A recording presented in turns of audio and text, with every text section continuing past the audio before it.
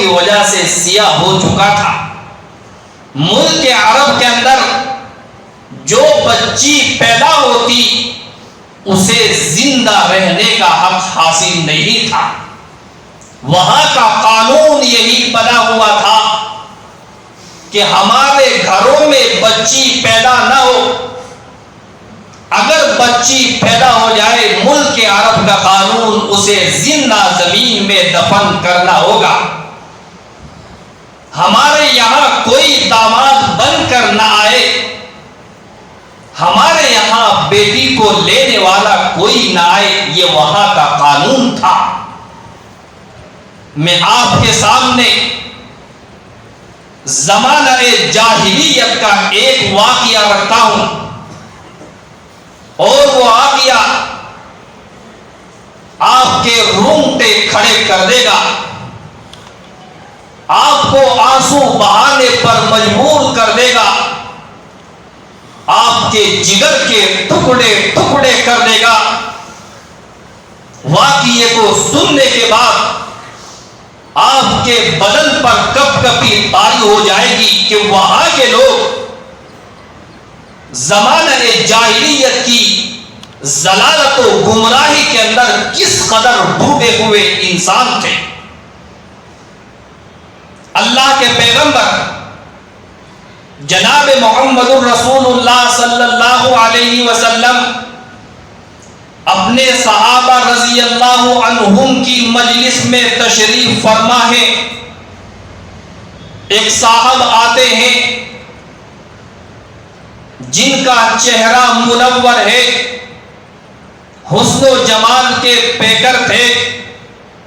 جن کے بارے میں علماء نے لکھا ہے کہ ملک عرب کی خواتین مستورات عورتیں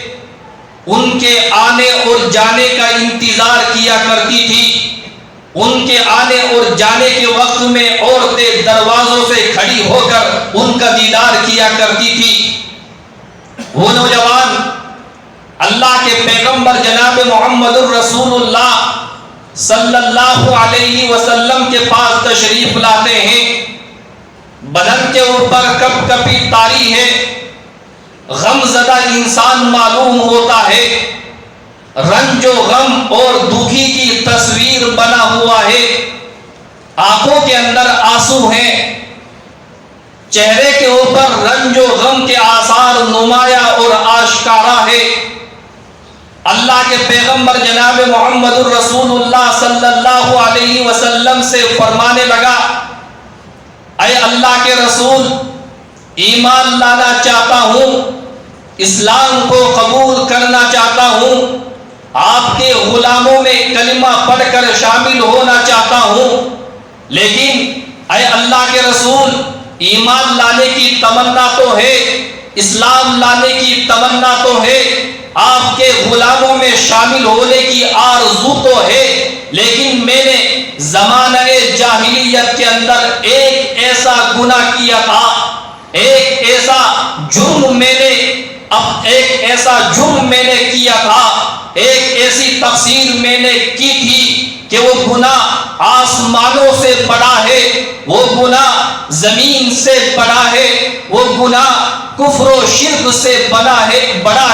وہ گناہ زناکاری، بدکاری اور جھوٹ سے بڑا ہے۔ اے اللہ کے پیغمبر، وہ ایسا گناہ ہے جس نے میری زندگی کے سکون کو ختم کر دیا ہے، مجھے دلی سکون نہیں ہے، دنوں کو راتوں کو مجھے نیند نہیں آتی ہے، 40 دن گزر چکے ہیں، میں نے نیند کا مزہ نہیں چکا ہے، روئے جاتا ہوں، شرمندہ ہوئے جاتا ہوں، اور میری زندگی کا سکون ختم ہوا جا رہا ہے۔ اسلام لانے کی تمنا ہے، ایمان لانے کی تمنا ہے، کیا اللہ کے یہاں میری معافی کی کوئی صورت ہو سکتی ہے؟ اللہ کے پیغمبر نے پوچھا تیرا وہ کون سا گناہ ہے، کون سا جرم ہے جو آسمانوں سے بڑا ہے، زمینوں سے بڑا ہے، زناکاری بدکاری سے بڑا ہے؟ کہنے لگا اے اللہ کے رسول، ملک عرب کا قانون یہ تھا کہ وہاں بچیوں کو زندہ رہنے کا حق نہیں ہوتا تھا، جس گھر میں لڑکی پیدا ہو جاتی اس کو زمین میں زندہ گاڑ دیا جاتا تھا۔ اے اللہ کے رسول، میں اپنے قبیلے کا سردار ہوں، میں دنیا قلبی اپنے قبیلے کا سب سے بڑا آدمی تھا، اور میری ڈیوٹی ہی یہی تھی کہ میرے قبیلے میں جس گھر کے اندر بچی پیدا ہو جاتی اسے لیتا اور زمین میں زندہ دفن کر دیا کرتا تھا۔ اے اللہ کے رسول، میں نے اپنے ان ہاتھوں سے، اپنے ان دستے مبارک سے میں نے 70 بچیوں کو زمین میں دفن کیا ہے۔ اے اللہ کے رسول، میرا قصور آسمانوں سے بڑا ہے، میرا گناہ زمینوں سے بڑا ہے، کیا اللہ کے یہاں میرے اس گناہ کی کوئی معافی ہو سکتی ہے؟ اس خطا کی کوئی معافی ہو سکتی ہے؟ جبریل امین تشریف لے آتے ہیں اور آ کر فرماتے ہیں کہ اللہ نے اس کے گناہ کو معاف کر دیا ہے، اس کی خطا کو معاف کر دیا ہے، اس کے جرم کو معاف کر دیا ہے، بشرطے کہ یہ اسلام قبول کر لے، ایمان قبول کر لے، آپ کے غلاموں میں شامل ہو جائے تو اللہ اس کے اس کرائم اور جرائم اور گناہ کو معاف کرنے کے لیے تیار ہے۔ چنانچہ اللہ کے پیغمبر نے اسے بشارت سنائی کہ اے داعیہ قلبی، اللہ نے تیرے اس جرم کو، اس قصور کو، اس خطا کو تیرے اسلام لانے کے تحفے اور بدلے کے اندر معاف کر دیا ہے۔ وہ کہنے لگا اے اللہ کے پیغمبر، اے اللہ کے رسول، میرا ایک گناہ اور ہے جو پہلے گناہ سے بھی بہت زیادہ سنگین ہے، میرا وہ جرم جو ہے آسمانوں زمینوں سے بھی بڑا ہے۔ اللہ کے پیغمبر نے فرمایا وہ کون سا جرم ہے، وہ کون سی خطا ہے، وہ کون سا کرائم ہے؟ بیان تو کرو۔ الاسلام یہدم ما کان قبلا، اسلام گزشتہ تمام گناہوں کو معاف کر دیتا ہے، تمام خطاؤں کو مٹا دیتا ہے، تمام جرموں کی معافی اسلام قبول کرنے کے بعد مل جاتی ہے۔ داعیہ قلبی کہنے لگا اے اللہ کے پیغمبر، میری بیوی امید کی حالت سے تھی، میرا جگر کا ٹکڑا اس کے پیٹ کے اندر پل رہا تھا، میرے خون کا لوتھڑا اس کے پیٹ کے اندر پرورش پا رہا تھا، میں تجارت کے لیے جا رہا تھا، میں نے اپنی بیوی سے کہا میں تجارت کے لیے جا رہا ہوں، 2 سال 3 سال 4 سال کے بعد واپس لوٹوں گا۔ اے میری شریک حیات، اگر تیرے پیٹ سے بیٹا پیدا ہو اس کی پرورش کرنا، ادب سکھانا، تعلیم دینا، اور اگر تیرے یہاں بیٹی پیدا ہو اسے زمین میں زندہ دفن کر دینا۔ میں نے یہ وصیت کی، نصیحت کی اور میں تجارت کے لیے نکل گیا۔ میں 4 سال کے بعد واپس لوٹا، گھر کے اندر آیا، بیوی سے پوچھا بچے کا کیا ہوا، بیٹا پیدا ہوا تھا یا بیٹی پیدا ہوئی تھی؟ میری بیوی نے کہا تیرے یہاں ایک بیٹی پیدا ہوئی تھی، اس لیے میں نے اسے زمین کے اندر زندہ دفن کر دیا تھا، تیرے یہاں اب کوئی اولاد نہیں ہے۔ چنانچہ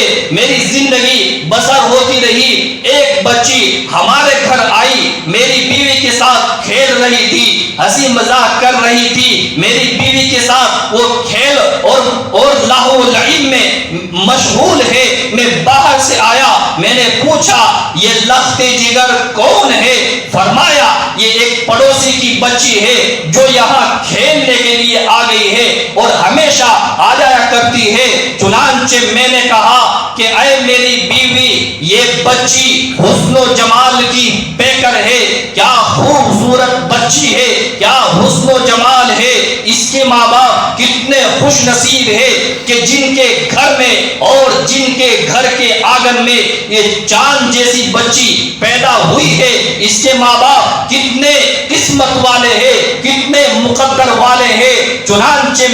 میں اپنی اس بچی کی تعریف کرنے لگا، اس لڑکی کی خوبیوں کو، اس کے حسن و جمال کو اپنی بیوی کے سامنے ذکر کرنے لگا۔ جب میری بیوی نے دیکھا کہ میرا شوہر اس بچی کی تعریف کر رہا ہے، اس بچی کے ماں باپ کو خوش نصیب بتا رہا ہے، تو بیوی نے سوچا یہ موقع اچھا ہے، اس کے سامنے ذکر کر دوں۔ بیوی نے کہا اے میرے شوہر، اگر یہ بچی تیرے لیے بہت معنی رکھتی ہے اور اس کے ماں باپ بڑے خوش نصیب انسان ہے تو سنیے، تو تجارت کے لیے جب گیا تھا، میرے پیٹ کے اندر جو بچہ پل رہا تھا، تیرے جانے کے بعد میرے یہاں ایک بیٹی پیدا ہوئی، میرے دل نے گوارا نہ کیا کہ میں اپنے جسم کے ٹکڑے کو، اپنے جگر پارے کو، اپنی لخت جگر کو، اپنی نور نظر کو اپنے ہاتھوں سے دفن کر دوں۔ اے میرے شوہر، اس لیے میں نے اسے زندہ رہنے کے بارے میں فیصلہ کر لیا تھا، کچھ بھی ہو جائے اس بچی کو زندہ رکھوں گی، اپنے ہاتھوں سے دفن نہیں کروں گی۔ تم چلے گئے تھے، 4 سال کے بعد آئے ہو، یہ وہی بچی ہے تو جو تمہارے جانے کے وقت میں میرے پیٹ کے اندر پل رہی تھی۔ اتنا سننا تھا کہ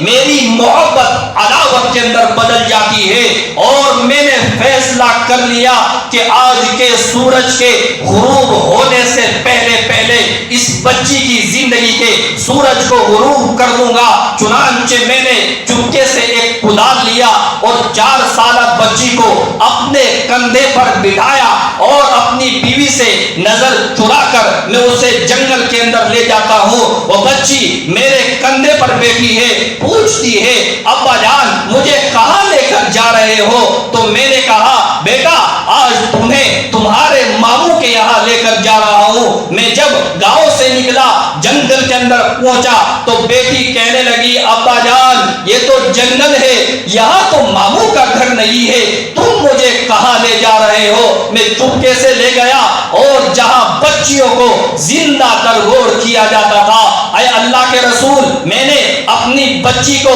ایک درخت کے سائے میں بٹھایا اور اس کے لیے زندہ درگور کرنے کے لیے قبر کھودنے لگا۔ میں قبر کھودتا جاتا تھا اور وہ میری بچی مٹی کو اٹھاتی جاتی تھی۔ اے اللہ کے رسول، جب میری پیشانی پر، جب میرے چہرے پر پسینہ آ جایا کرتا تھا، اپنے دوپٹے سے میرے پسینے کو پوچھنے آ جایا کرتی تھی، میرے چہرے کے پسینے کو پوچھنے آ جایا کرتی تھی، وہ میری ساتھ کھیل رہی تھی۔ چنانچہ گڈھا تیار ہو گیا، میں نے اس بچی کو پکڑا اور گڈھے کے اندر ڈال دیا۔ میری بچی رونے لگی، ابا جان بابا جان یہ کیا ہے، اس کے اندر کیا ہو رہا ہے؟ بیٹا تجھے یہاں دفن کروں گا۔ کہو ابا میرا قصور کیا ہے، میرا جرم کیا ہے، میری خطا کیا ہے، میرا گناہ کیا ہے، میری غلطی کیا ہے؟ باپ نے کہا وہ جہالت کا مارا ہوا باپ تھا، ضلالت و گمراہی کی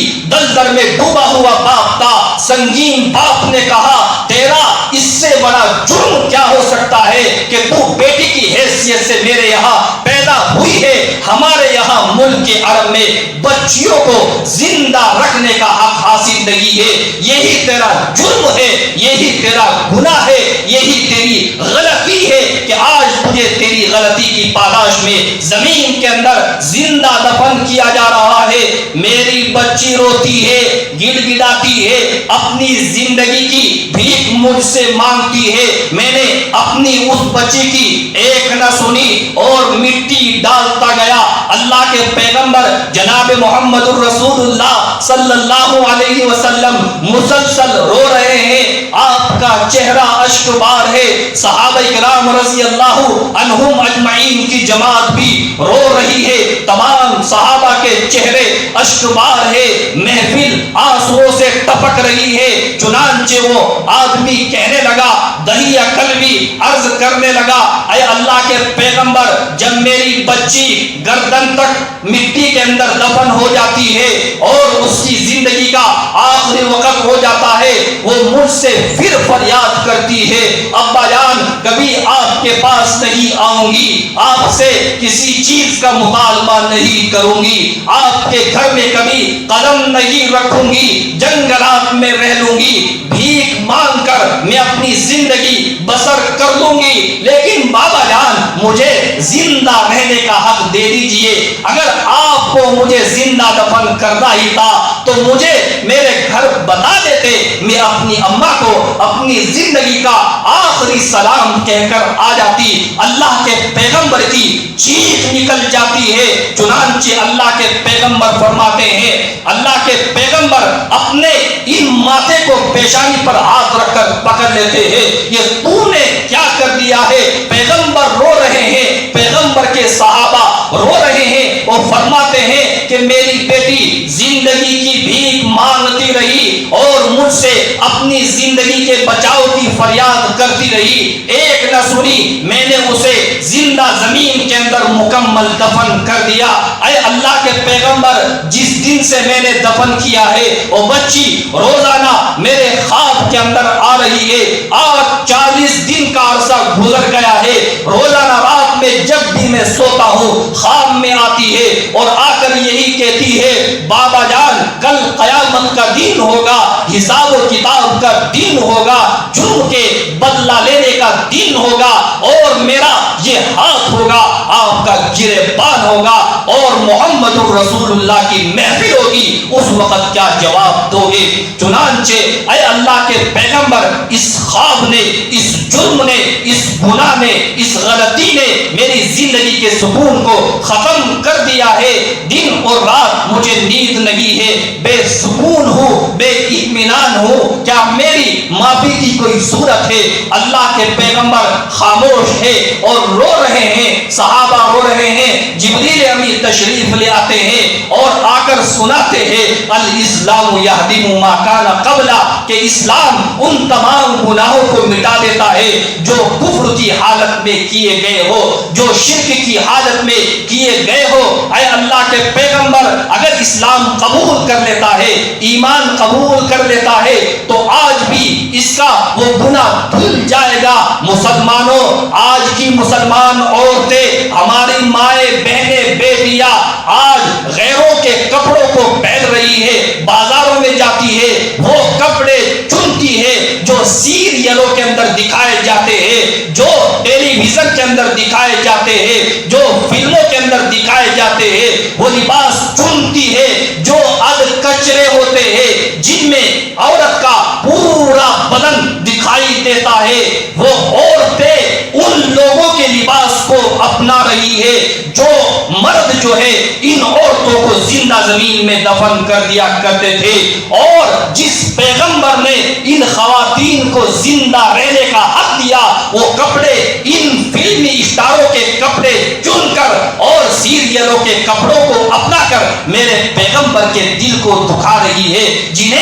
جنہوں نے ان کی زندگی کا سورج غروب کیا تھا، جو انہیں دفن کیا کرتے تھے، آج کی مائیں، عورتیں، خواتین ان کے طریقے پر چل رہی ہے، اور جس